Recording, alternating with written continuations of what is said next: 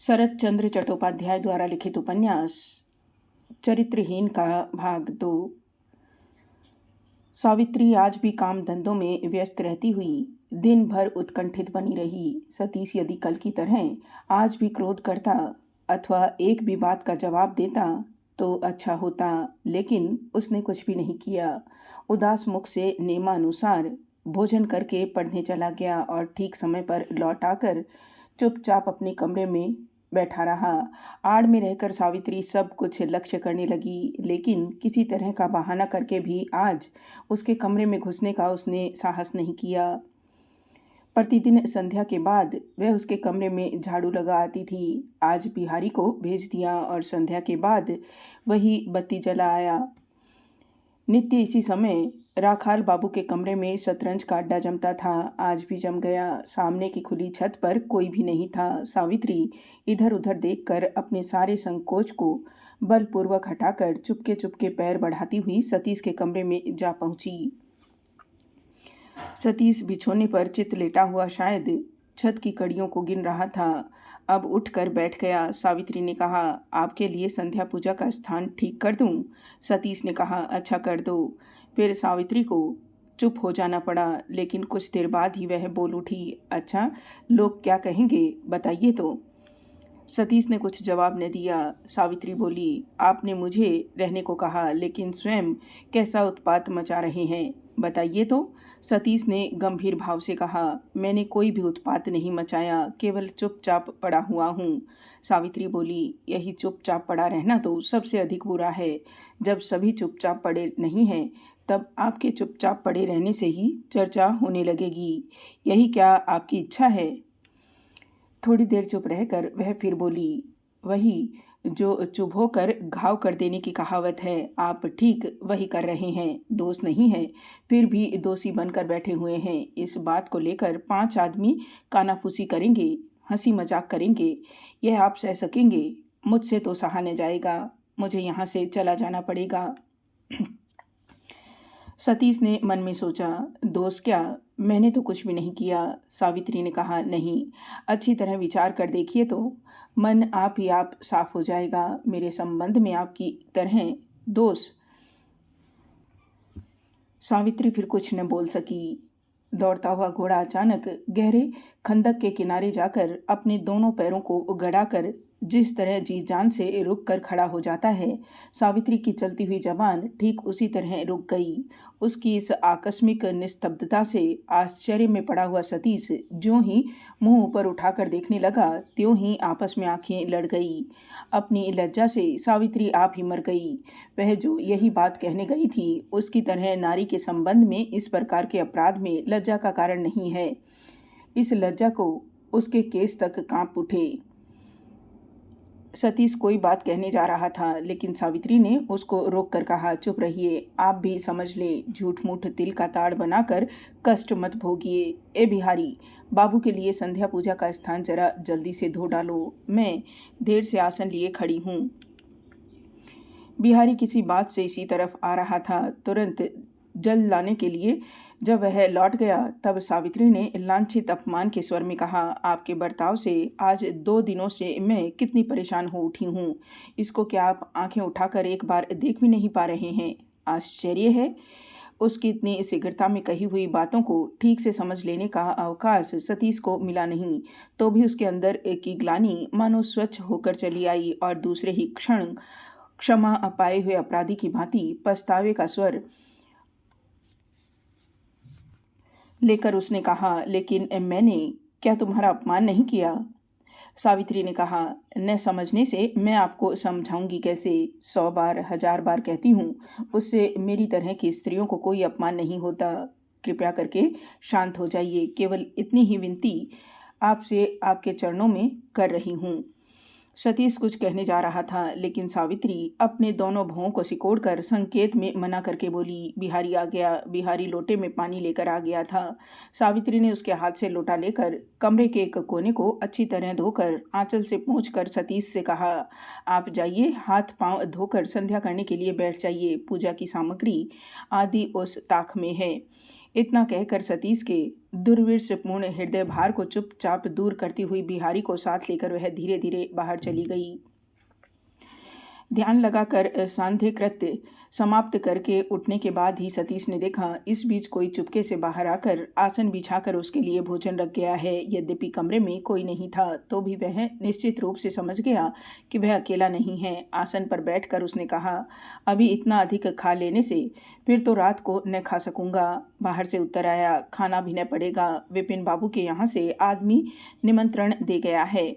सतीश हंस पड़ा, बोला, जाओ, जलाओ मत, मैं कहीं भी न जा सकूंगा।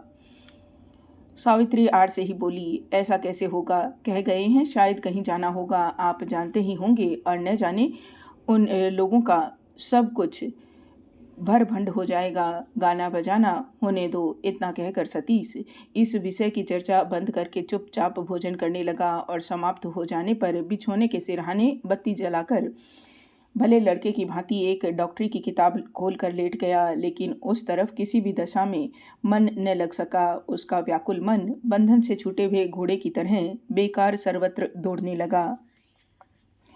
रसोई को ढककर रसोइया महाराज बिहारी से गांजा मंगवा रहा था और राखाल बाबू के कमरे में शतरंज खेल का कोलाहल बढ़ता ही जा रहा था। सतीश ने पुकारा, सावित्री। सावित्री उस समय भी चौखट के बाहर बैठी थी। बोली, कहिए। सतीश बोला, विपिन बाबू के निमंत्रण में जाना महापाप है, बिना समझे पाप कर डाला है अवश्य, लेकिन समझकर न करूँगा। सावित्री ने बाहर से पूछा, पाप क्यों? सतीश ने कहा, मैं जानता हूँ किस स्थान पर उनके गाने बजाने की तैयारी चल रही है, केवल उस स्थान पर जाना ही पाप का काम है। ठीक बात है, ऐसे स्थान पर न जाएं। सतीश उत्तेजित होकर बोला, सचमुच ही न जाऊंगा, लेकिन वे लोग सहज ही में मुझे छुटकारा देंगे ऐसा मालूम नहीं होता, इसलिए तुम्हें पहले से सावधान कर दे रहा हूँ। अगर कोई आए तो कह देना मैं घर पर नहीं हूँ, रात को भी न जाऊंगा, समझ गई ना? सावित्री बोली, समझ गई। सतीश ने अपना कर्तव्य पूरा कर लिया सोचकर एक गहरी सांस ली। क्षण भर चुप रहकर सतीश ने कहा, कहाँ से तेज हवा आ रही है सावित्री, खिड़कियां बंद कर दो। सावित्री आकर खिड़कियां बंद करने लगी। सतीश एक टक देखता रहा। देखते देखते अकस्मात कृतज्ञता से उसका हृदय भर आया। बोला, अच्छा सावित्री, तुम अपने को नीच स्त्री क्यों कहा करती हो? सावित्री बोली, जो बात सच है वह क्या कहूँगी नहीं? सतीश ने कहा, यह बात किसी तरह भी सच नहीं है। तुम गले तक गंगा जल में खड़ी होकर बोलोगी तो भी मैं विश्वास न करूँगा। सावित्री मुस्कुराकर बोली, क्यों नहीं करोगे? यह नहीं मालूम, शायद सच नहीं है, इसलिए।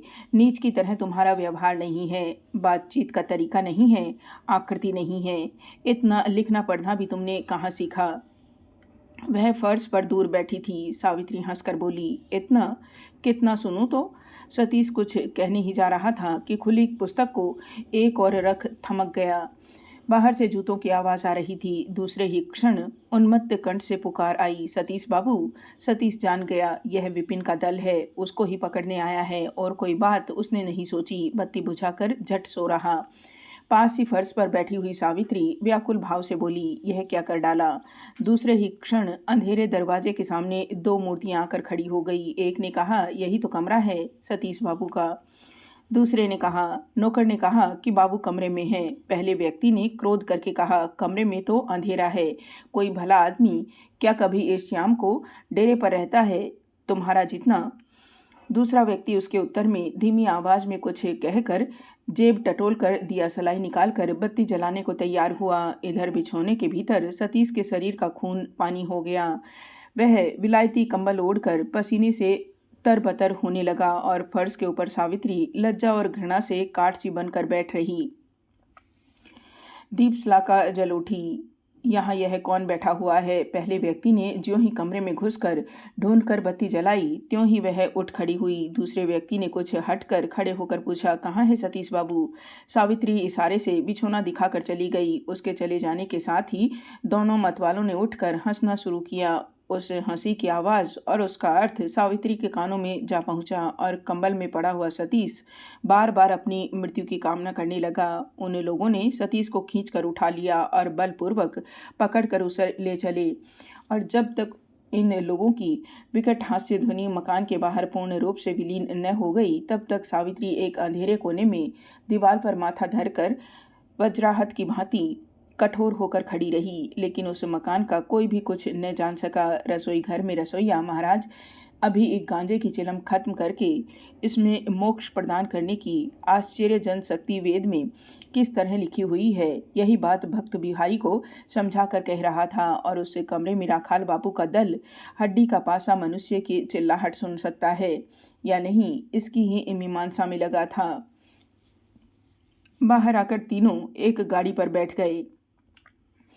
इन तीनों की उन्मत्त हंसी को सहन न कर सकने के कारण सतीश ने तीखे स्वर से कहा, या तो आप लोग चुप हो रहिए या माफ कीजिए, मैं उतर जाऊं। पहला व्यक्ति अच्छा कहकर भयंकर रूप से हंस पड़ा और उसका साथी उसको धमकाकर रुक जाने को कहकर उससे भी अधिक जोर लगाकर हंस उठा। इन दोनों शराबियों के साथ बात करना बेकार समझकर सतीश निष्फल क्रोध से खिड़की से बाहर झांकने लगा। रात में अंधेरे में सावित्री चुपचाप खड़ी हुई थी। शायद कल की लज्जाजनक घटना की वह मन ही मन आलोचना कर रही थी। उसी समय बिहारी आकर बोला, माँ जी, सबका खाना हो चुका, महाराज जी आपको जलखावा के लिए बुला रहे हैं। सावित्री ने उदास भाव से कहा, आज मैं खाऊंगी नहीं बिहारी। बिहारी सावित्री को स्नेह करता था, सम्मान करता था। चिंतित होकर उसने पूछा, खाओगी क्यों नहीं माँ? क्या तबीयत ठीक नहीं है? ठीक है, किंतु खाने की इच्छा नहीं है। तुम लोग जाकर खा लो। बिहारी ने कहा, तो चलो तुमको पहुंचाऊं। सावित्री ने कहा, अच्छा चलो, लेकिन एक बात है बिहारी, सतीश बाबू अभी तक लौट कर आए नहीं हैं। तुम लोग जागते रह सकोगे ना? बिहारी घबरा कर बोला, मैं? लेकिन मेरी कमर में तो वह गठिया दर्द। तब क्या होगा बिहारी? बिहारी ने तनिक सोचकर कहा। रसोईया महाराज को हुक्म देकर सावित्री ने झटपट कहा, यह नहीं होगा बिहारी। ब्राह्मण आदमी को मैं जाड़े में कष्ट न दे सकूंगी। इच्छा न रहने पर भी बिहारी कुछ देर चुप रहकर बोला, अच्छा तो मैं ही रह जाऊंगा, चलो तुमको पहुंचाऊं। सावित्री उठ खड़ी हुई। दो एक कदम आगे बढ़कर रुक कर वह बोली, जरूरत नहीं है बिहारी, तुम जाओ खा लो, मैं उसके बाद ही जाऊंगी। बिहारी के चले जाने पर सावित्री उसी स्थान पर वापस बैठ गई और अंधेरे आकाश की तरफ देखकर चुप हो रही। आज सतीश के संबंध में उसके मन में यथेष्ट आशंका थी।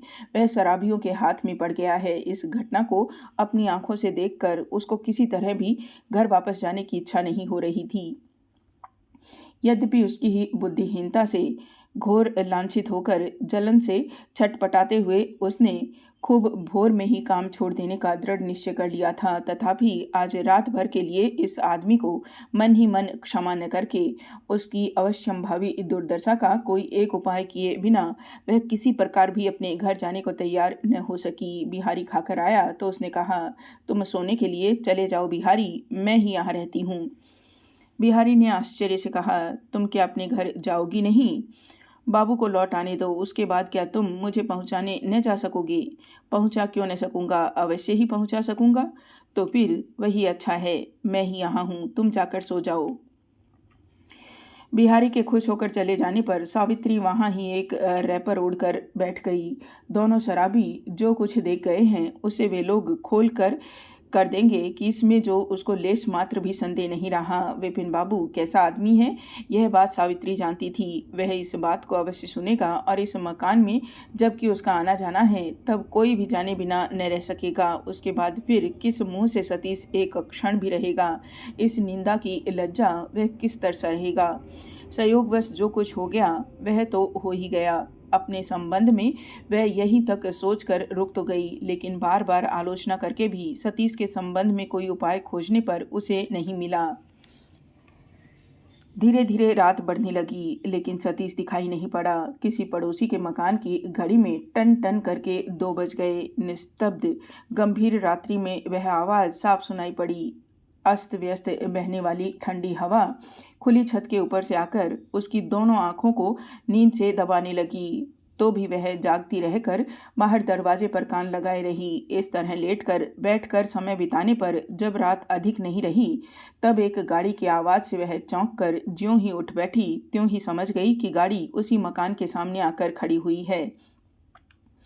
सावित्री चुपचाप नीचे उतर गई और दरवाजे के पास जाकर सावधान होकर खड़ी हो गई। पीछे कोई दूसरा आदमी न हो, इस भय से एकाएक द्वार खोल देने का उसको साहस नहीं हुआ। देर होने लगी, किसी ने दरवाजा खटखटाया नहीं। जो गाड़ी आई थी वह भी लौट गई। अकस्मात आशंका से परिपूर्ण होकर सावित्री ने तेजी से सिटकनी खोल दी। सतीश बाहर की चौखट पर ओडंग कर पीले मुख बंद किए बैठा हुआ था। उसके कपड़े और चादर पर कीचड़ भरा था। माथे पर लहू की रेखा को पास ही गैस के प्रकाश से देख लेने पर सावित्री रोने लगी। सामने आकर घुटने टेक कर वह बैठ गई। अपने हाथों से सतीश के मुंह को ऊपर उठाकर बोली, बाबू चलिए ऊपर। सतीश ने सिर हिलाकर कहा, नहीं, मैं अच्छी तरह हूँ। सावित्री ने आंख मूंछ कर कहा, कहीं चोट तो नहीं लगी? नहीं लगी है, ठीक हूँ। यह तो रास्ता है, घर चलिए। सतीश ने पहले की तरह सिर हिलाकर कहा, नहीं जाऊँगा। नहीं, अच्छी तरह हूँ। सावित्री ने डांट कर कहा, उठिए, कह रही हूँ। डांट खाकर सतीश विहल लाल आंखों से थोड़ी देर तक देखता रहा उसकी तरफ। अपने दोनों हाथ बढ़ाकर बोला, अच्छा चलो। तब उसके कंधे पर हाथ टेक कर सतीश उठ खड़ा हुआ और बहुत कष्ट से हिलते डुलते अंधेरे में सीढ़ियों से चढ़कर कमरे में जाकर लेट गया। भर्राई आवाज से वह बोला, सावित्री, मैं तुम्हारा ऋण किसी जन्म में भी न चुका पाऊंगा। सावित्री ने कहा, अच्छा आप सो रहिए। सतीश उठकर बोला, क्या मैं सोऊंगा? कभी नहीं। सावित्री पुनः धमकाती हुई बोली। फिर थोड़ी देर लेटे रहने के बाद बोला, लेकिन तुम्हारा ऋण? सावित्री अच्छा कहकर उठ गई और चिराग उसके पास लाकर जख्म की जांच करके उसको धोकर उसने पूछा, गिर कहाँ गए थे? सतीश सिर हिलाकर बोला, नहीं, गिरा तो नहीं। सावित्री ने व्यथित कंठ से कहा, फिर कभी शराब न पीजिएगा, नहीं तो आपके पैरों पर सिर पटक कर मर जाऊंगी। सतीश ने तुरंत कहा, अब कभी न पीऊंगा, मुझे छूकर शपथ लीजिए। कहकर अपना दायां हाथ बढ़ा दिया। सतीश ने अपने दोनों हाथों से उसके शीतल हाथ को खींचकर कहा, शपथ ले रहा हूँ। सावित्री अपना हाथ खींचकर बोली, याद रहेगी ना यह बात? याद न रहने पर तुम दिला देना। अच्छा, मैं जा रही हूँ, आप सो रहिए। इतना कहकर सावित्री धीरे से किवाड़ बंद करके बाहर जा खड़ी हुई। शुक्र तारे की तरफ देखकर सावित्री अपने दोनों हाथ जोड़कर रोती हुई बोली, देवता तुम साक्षी रहना। उस समय अंधकार स्वच्छ होता जा रहा था। उसे भेद कर बैलगाड़ियों तथा पड़ोस के मैदा कारखानों की सीटी की आवाज़ें आ रही थी। सावित्री नीचे उतरकर रसोई में एक कोने में रैपर ओढ़कर सो रही। थोड़ी ही देर में गहरी नींद में खो गई। दिन के 10 बजने के बाद किसी तरह स्नान पूजा समाप्त करके दिवाकर रसोई घर के सामने खड़ा होकर पुकारने लगा, ए महाराज जी, जल्दी भात परोसिए, काफी दिन चढ़ाया है। पास ही भंडार घर था। उसकी आवाज़ सुनकर उसकी ममेरी बड़ी बहन महेश्वरी बाहर आकर बोली, ए दीबू, मैं तेरी प्रतीक्षा कर रही हूँ भैया, ठाकुर जी की पूजा तो कर आओ, सारा इंतजाम कराई हूँ। मेरे राजा भैया, महेश्वरी इस घर की बड़ी लड़की है और मालकिन है। 4 वर्ष पहले विधवा होकर पिता के घर आ गई है। दिवाकर स्तंभित हो गया। कुछ देर चुप होकर बोला, मैं यह काम न कर सकूंगा, मेरे कॉलेज का पहला घंटा खराब हो जाएगा। महेश्वरी हंसकर बोली, तेरा पहला घंटा खराब हो जाएगा, इसलिए क्या ठाकुर जी की पूजा नहीं होगी? दिवाकर ने पूछा, भट्टाचार्य जी कहाँ हैं? उनको क्या हो गया है? महेश्वरी बोली, वह बाबूजी के साथ चौसर खेलने के लिए बैठे हुए हैं। अब कितना दिन चढ़ने पर वे उठेंगे, इसका ठिकाना क्या है? दिवाकर ने कहा, मंझले भैया से कह दो, आज उनकी कचहरी बंद है। महेश्वरी ने कहा, कल से धीरेन्द्र की तबीयत ठीक नहीं है, वह स्नान करेगा नहीं, पूजा करेगा तो किस तरह? तब तुम छोटे भैया से कहो, वह 12 बजने के बाद कचहरी के लिए निकलते हैं, अभी उनको बहुत देर है। महेश्वरी ने दुखी होकर कहा, तू कैसा तर्क करने लगता है, इसका कोई ठिकाना ही नहीं। कल रात को उपेन थिएटर देखने गया था, अभी तक वह सोकर नहीं उठा, अभी तक न मुंह धोया और न चाय पी। रात भर जागने से क्या उसकी तबीयत ठीक है? उसके सिवा वह किसी दिन पूजा करता है जो आज पूजा करेगा? इधर रसोईया भात परोस कर पुकार रहा था। दिवाकर ने कहा, किसी काम से एक न एक बाधा आ पड़ने से प्राय मेरा पहला घंटा जाता रहता है, मैं परीक्षा दूंगा तो कैसे? महेश्वरी का क्रोध बढ़ता जा रहा था। वह बोली, परीक्षा न देने से भी काम चल सकता है, देवता की पूजा न होने से चल नहीं सकता। तुम्हारे साथ तर्क करने का वक्त मेरे पास नहीं है, और भी काम है। रसोईया चिल्लाकर बोला, दिवाकर बाबू, भात परोस कर मैं खड़ा हूँ, जल्दी आइए। महेश्वरी ने झिड़क कर कहा, तुमको कुछ भी समझ नहीं है महाराज, मैं इसको पूजा के लिए भेज रही हूँ। तुम इसे पुकार रहे हो, भात ले जाओ, पूजा करके आने पर देना, कहकर भंडार घर में चली गई। दिवाकर कुछ देर चुप रहा, फिर धीरे धीरे ऊपर चला गया। वहां पूजा की सामग्री थी। घर में शालिग्राम शिला की प्रतिष्ठा हुई थी। उसकी नित्य पूजा के लिए एक पुजारी नियुक्त है। वे इसी घर में रहते हैं। मालिक शिव प्रसाद की तरह उनकी भी चौसर की तरफ दिलचस्पी है। कुछ दिन हुए शिव प्रसाद सरकारी नौकरी से पेंशन लेकर अपने पछाव वाले मकान पर आकर रहने लगे हैं। सवेरे चाय पी लेने के बाद ही पुजारी जी की बुलाहट होती है। भूतो भट्टाचार्य जी को एक बार बुलाओ, एक बाजी हो जाए। बाद को एक बाजी, दो बाजी करते करते दिन चढ़ जाता है। पुजारी जी को पूजा करने का समय नहीं मिलता। महेश्वरी नौकर को भेजा करती थी, लेकिन उठता हूँ करते करते भी उठना नहीं होता था। पूजा का समय बहुत बीत जाता था, किसी को होश नहीं रहता था। इन दिनों पिता की तबीयत ठीक नहीं है, फिर भी खेल की धुन में लगे रहते हैं। इस ख्याल से अब महेश्वरी पुजारी जी को नहीं बुलाती। इनसे उनसे जिस किसी से अर्थात दिवाकर से पूजा करा लेती है। प्राय चाय पीने का अभ्यास और अवकाश दिवाकर को नहीं था, क्योंकि इस समय उसको नौकर के साथ बाजार जाना पड़ता था।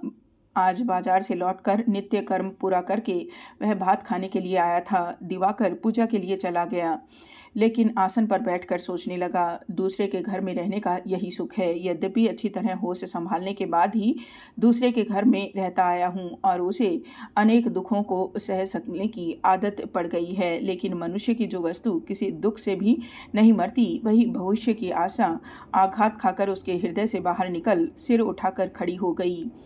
क्रोध से उसकी सारी देह जल रही थी। सिंहासन से ठाकुर जी को उतारकर उसने ताम्रकुंड के ऊपर फेंक दिया और मंत्र पढ़े बिना शरीर पर जल डालकर भीगे हुए देवता को उठाकर रख दिया। फूल चढ़ाने, तुलसी पत्र सजाकर रखने, घंटी बजाने आदि हाथ के काम अभ्यास के अनुसार होने लगे अवश्य, किंतु विद्वेष की जलन से उसके कंठ से एक भी मंत्र नहीं निकला। इस तरह पूजा का तमाशा खत्म करके जब उठ खड़ा हुआ, तब यह ध्यान आया कि पूजा बिल्कुल नहीं हुई। फिर से पूजा करने बैठ जाऊं या नहीं, यह दुविधा एक बार उसके मन में जाग उठी, किंतु उसके साथ ही उसको यह बात याद पड़ गई कि कॉलेज का पहला घंटा बीत रहा है। वह तेज कदमों से सीढ़ियों से नीचे उतरकर सीधे बाहर जा रहा था। महेश्वरी ने भंडार घर से उसे देखा तो बुलाकर कहा, बिना भोजन किए जा रहा है? भोजन का समय नहीं है, महेश्वरी ने कहा। तो कॉलेज से कुछ समय पहले ही लौट आना। ब्राह्मण ठाकुर जी, दिवा बाबू के लिए सब ठीक रहे? दिवाकर ने कोई उत्तर न दिया। वह अपनी बाहरी कोठरी में आकर कपड़े पहनने लगा तो नेत्रों में झल भर आया। सामने के बैठक से उस वक्त तक शतरंज खेलने की हुंकार आ रही थी। अचानक पीछे से दरवाजा खुलने की आवाज आई। दिवाकर ने पीछे घूमकर देखा, नौकरानी खड़ी है। नेत्र पहुंचकर उसने पूछा, क्या बात है? नौकरानी बोली, छोटी बहू ने आपको बुलाया है, चलो मैं आ रहा हूँ। सुरबाला अपने कमरे के सामने ही दिवाकर की प्रतीक्षा कर रही थी। दिवाकर ने आकर कहा, क्या बात है? सुरबाला प्रकट रूप से नहीं, आड़ में रहकर बातें करती थी। सिर के कपड़े को जरा खींचकर बोली, जरा कमरे में आओ। इतना कहकर कमरे में जाकर उसने दिखा दिया। फर्श पर आसन बिछा हुआ था, एक कटोरा दूध, तस्तरी में 2-4 संदेश रखे हुए थे। सुरबाला ने कहा, खाकर ही कॉलेज जाना। दिवाकर चुपचाप खाने के लिए बैठ गया। पास ही बिछौने पर उसके छोटे भाई उपेंद्रनाथ उस समय भी निद्रित मनुष्य की भांति लेटे हुए थे। दिवाकर के खाना खाकर चले जाने के बाद ही सिर ऊपर उठाकर पत्नी को बुलाकर कहा, यह फिर क्या? सुरबाला भोजन किए स्थान को साफ कर रही थी। चौंक कर बोली, क्या तुम जाग रहे हो? 2 घंटे से जाग रहा हूँ। 11 बजे तक कोई मनुष्य सो सकता है? सुरबाला हंसकर बोली, तुम सब कर सकते हो, वरना कोई मनुष्य क्या 11 बजे तक पड़ा रह सकता है? उपेंद्र ने कहा, सभी नहीं कर सकते, लेकिन मैं कर सकता हूँ। इसका कारण यह है कि लेट कर पड़े रहने जैसी अच्छी वस्तु मैं कुछ भी जगत में नहीं देख पाता। कुछ भी हो दिवाकर के, सुरबाला ने कहा। बउआ जी नाराज होकर बिना खाए कॉलेज जा रहे थे, इसी से मैंने उनको बुलाया था। इसका कारण? सुरबाला ने कहा, क्रोध होता ही है। उस बेचारे को प्रातः पढ़ने का समय नहीं है। बाजार जाना, लौटकर ठाकुर जी की पूजा करनी पड़ती है। किसी दिन 11-12 बजे आता है। बताओ तो किस समय वह खाना खाए और किस समय पढ़ने जाए? बात ठीक समझ में नहीं आई। भट्टाचार्य को बुखार है क्या? सुरबाला ने कहा, बुखार क्यों होगा? बाबूजी के साथ चौसर पर बैठे हैं और उनका भी क्या दोष है? बाबूजी के बुलाने पर वह ना तो कर सकते नहीं। उपेंद्र ने कहा, यह तो वह नहीं कर सकते, लेकिन पहले वह नौकर के साथ सवेरे बाजार जाया करते थे ना। सुरबाला बोली, कुछ दिनों तक शौक करके जाया करते थे, नहीं तो बउआ जी को ही रोज जाना पड़ता है। उस दिन ठाकुर जी की पूजा नहीं हुई। यही सोचते सोचते दिवाकर अप्रसन्न रूप से धीरे धीरे कॉलेज जा रहा था। मकान में अभी अभी जो सब घटनाएं हो गई, उस आलोचना को छोड़कर उसे बड़ी चिंता रह रही थी कि ठाकुर जी की पूजा आज नहीं हुई। बहुत दिनों की बहुत असुविधाओं के रहते हुए भी इस काम की अवहेलना नहीं की थी। करने की बात भी मन में किसी दिन उठी नहीं थी। खासकर आज की बात सोचकर मन में पीड़ा अनुभव करने लगा। यद्यपि युक्ति तर्कों से वह बारंबार अपने मन को सांत्वना देने लगा कि भगवान केवल एक ही स्थान में आबद्ध नहीं है, इसलिए एक स्थान से भोगने लगा तो भी अन्यत्र लगा होगा। लेकिन वही जो उसके बिना खाए हुए ग्रह देवता अपनी नित्य पूजा और भोग से वंचित होकर क्रोधायुक्त मुख सिंहासन पर बैठे रह गए, उसकी प्रतिहिंसा की आशंका उसके मन से किसी प्रकार भी हटना नहीं चाहती थी। कॉलेज आने पर पता लगा कि प्रोफेसर की तबीयत खराब हो जाने के कारण पहले घंटे में क्लास नहीं लगी। सुनकर दिवाकर को खुशी हुई।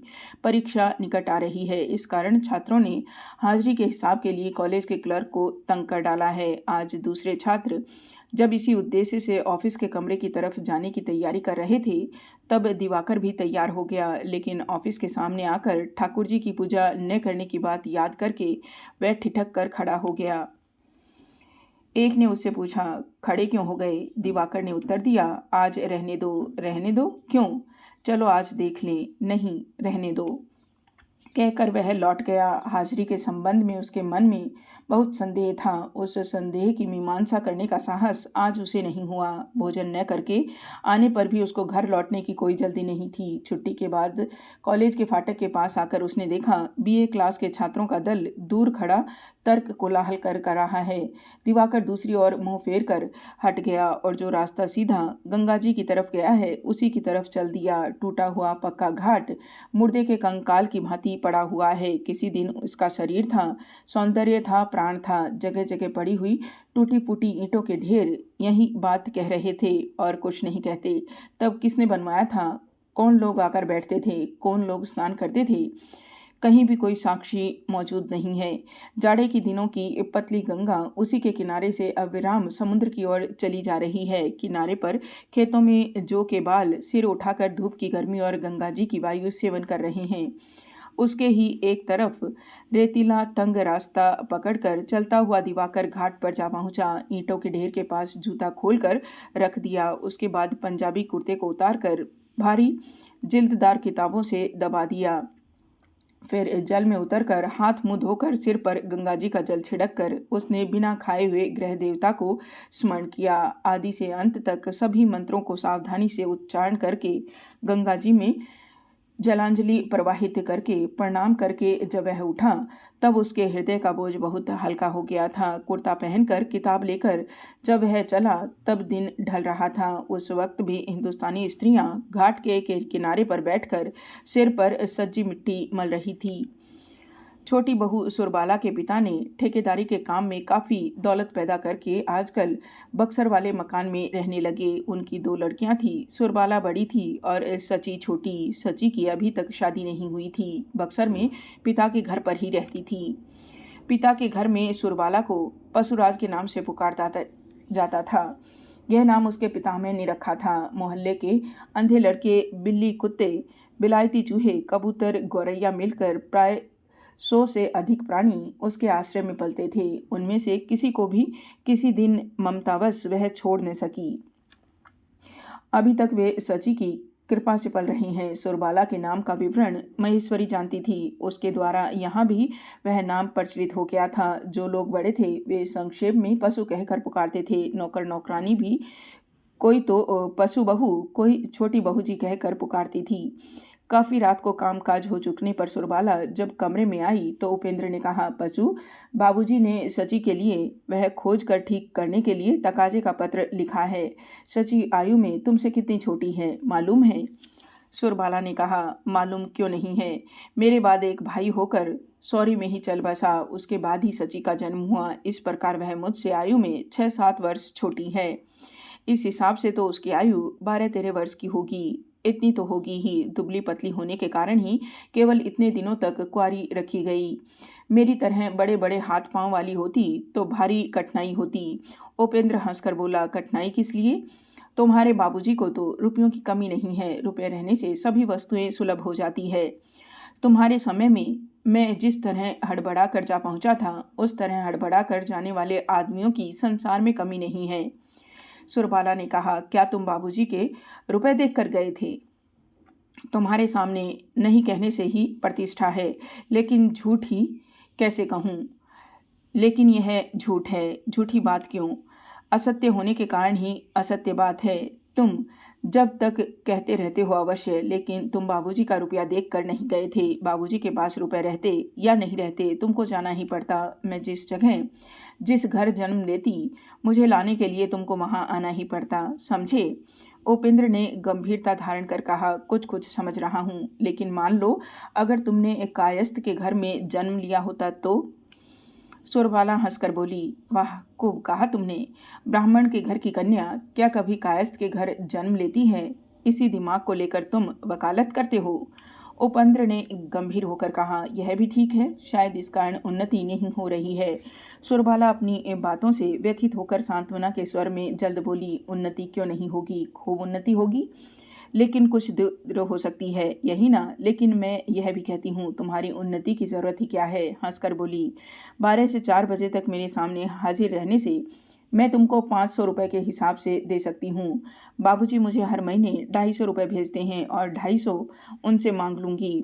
उपेंद्र ने कहा, मान लिया कि तुम ले लोगी, लेकिन मुझको क्या करना पड़ेगा? 12 बजे से 4 बजे तक तुम्हारे सामने खड़ा रहना पड़ेगा।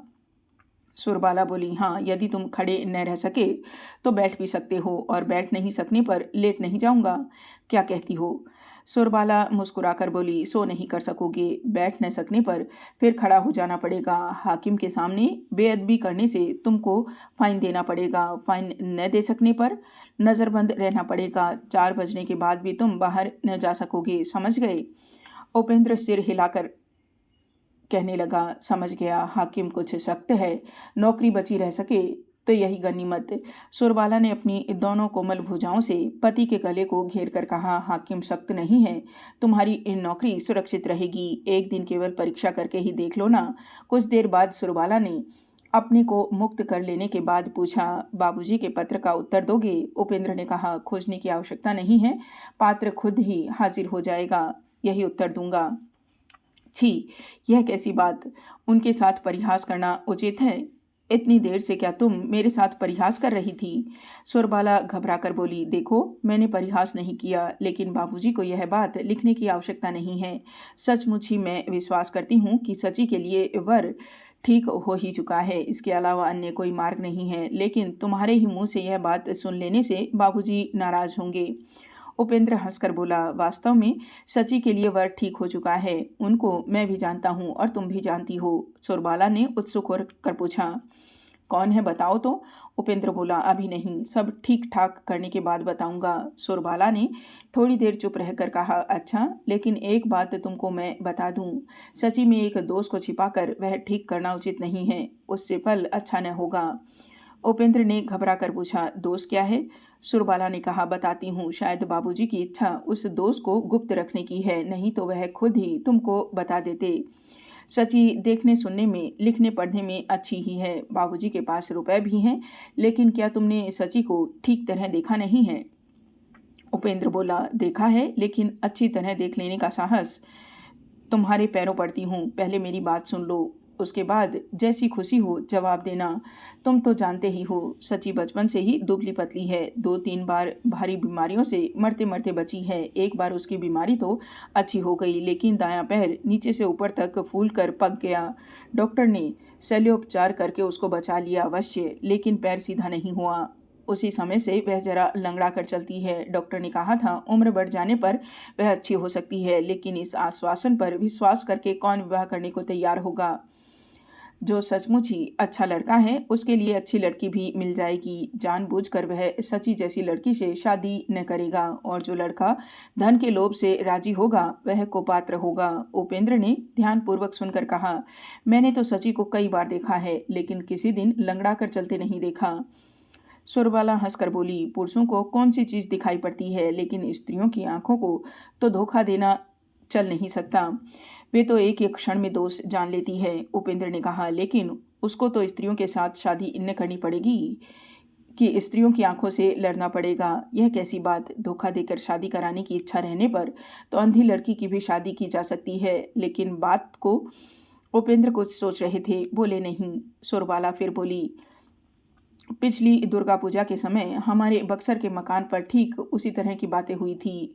बुआ जी और माँ दोनों ने ही कहा था कि शादी के पहले इन सब आलोचनाओं की आवश्यकता नहीं है, हो जाने के बाद दामाद को बता देने से ही काम चल जाएगा। उपेंद्र ने कहा, ठीक ही तो है। नहीं, ठीक नहीं है। मैं कहती हूँ कि सास ननद को छोड़ अकेले दामाद को विश्वास में लेने से काम नहीं चलता। सची को जो पति मिलेगा वह उसको प्रेम करेगा ही, लेकिन एक तुच्छ त्रुटि के कारण पहले ही यदि वह उसकी विद्वेष भरी दृष्टि में पड़ जाएगी तो किसी दिन सुख से घर गृहस्थी न कर सकेगी। उपेंद्र ने कहा, कर सकेगी, क्योंकि दिवाकर तुम्हारी बहन को लापरवाही से न रखेगा। तुम तथा बहन भी सची को झिड़कियां न सुनाओगी। यह बात सुनकर सुरबाला चुप हो गई। बहुत देर तक स्थिर भाव से बैठी रहकर वह बोली, तुम क्या बबुआ के साथ शादी? उपेंद्र ने कहा, हाँ। लेकिन बबुआ जी तो सहमत न होंगे? क्यों? उसके माँ बाप नहीं है, घर द्वार नहीं है, कुछ भी नहीं है। उपेंद्र ने संक्षेप में कहा, सब है क्योंकि मैं हूँ। सुरबाला ने कहा, तो भी बाबूजी राजी न होंगे। उपेंद्र ने कहा, तुम भी राजी नहीं होगी। असल बात शायद यही है। उपेंद्र चुप रहकर दूसरी तरफ करवट बदलकर अत्यंत नीरस कंठ से बोले, अच्छा, रात हो गई है बहुत, अब तुम सो जाओ। उस रात को सुरबाला बड़ी देर तक जागती रही। एकाएक जब उसको निश्चित रूप से मालूम हो गया कि पतिदेव निर्विघ्न सो रहे हैं, तब उसके दोनों नेत्रों में गर्म जल भर उठा। पति के स्नेह पर वह संदेह नहीं रखती, लेकिन रोते रोते वह यही बात सोचने लगी कि इन 7-8 वर्षों के घनिष्ठ मिलन के बाद भी क्यों वह इस मनुष्य का स्वभाव समझ न सकी। पहले पहल उसने अनेक बार मन में विचार किया था कि इस मनमोजी मनुष्य के मिजाज का कुछ भी ठीक नहीं है। किस समय किस कारण से इसका क्रोध उमड़ पड़ेगा, वह जान लेने या समझ लेने का उपाय नहीं है। लेकिन अंत में एक बार पूछताछ कर इतनी ही बात वह समझ सकी थी कि इसको पूरे तौर से समझने की शक्ति मुझे किसी दिन हो या न हो, इसका कोई काम या इसकी कोई भी बात अकारण या अनिश्चित प्रकृति के मनुष्यों की सी नहीं है। विशेष रूप से इसी कारण इस दुर्बोध पति को लेकर उसके मन में भय और चिंता की कोई सीमा नहीं थी। मन में चोट खाकर वह जब तक यही दुख किया करती थी कि भगवान ने उसके भाग्य को यदि ऐसा अच्छा ही बना डाला तो उस समय के अनुसार चलने योग्य बुद्धि उन्होंने उसको क्यों नहीं दी। आज भी वह मन मन इस बात को सोचकर उसका कारण खोजने लगती है। उतना ही अपना कोई दोष न पाकर हताश हो गई। बहन के बारे में बहन की यह स्वाभाविक आशंका किस वजह से दोषपूर्ण है, इसका जवाब वह किस प्रकार खोज नहीं सकी। बाहर जाड़े की लंबी अंधियारी रात स्तब्ध थी और कचहरी का घंटा एक के बाद एक क्रम से बजता गया।